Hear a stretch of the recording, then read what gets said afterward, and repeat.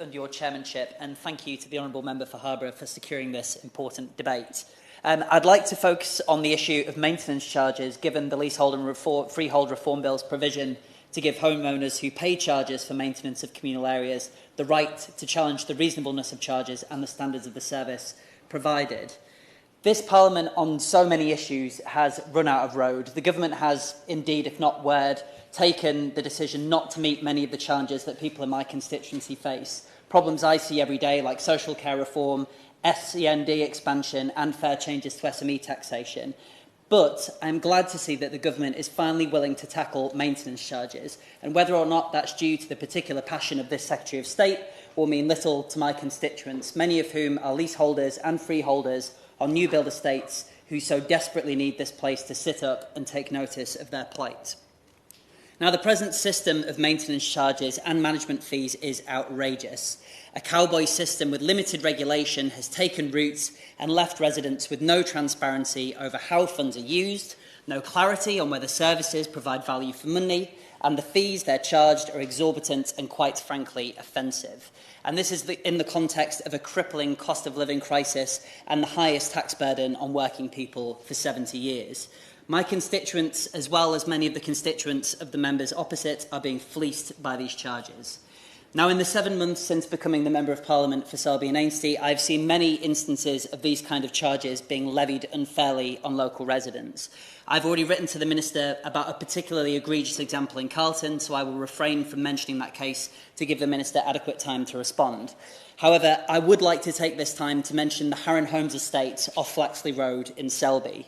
Now, this estate has been built for 5 years and is still plagued with problems.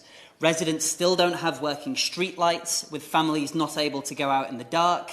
They have to put up with roads which have literal craters in them, ruining the cars that people rely on for work when public transport in my area is so poor.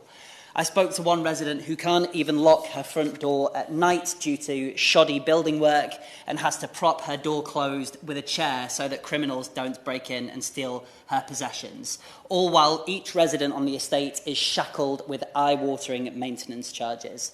The lack of transparency and accountability in the new build home sector has led to countless issues, from construction defects to unfair lease terms, leaving homeowners feeling helpless, hopeless and at the mercy of developers who are seemingly determined to squeeze every penny they can out of hard-working people.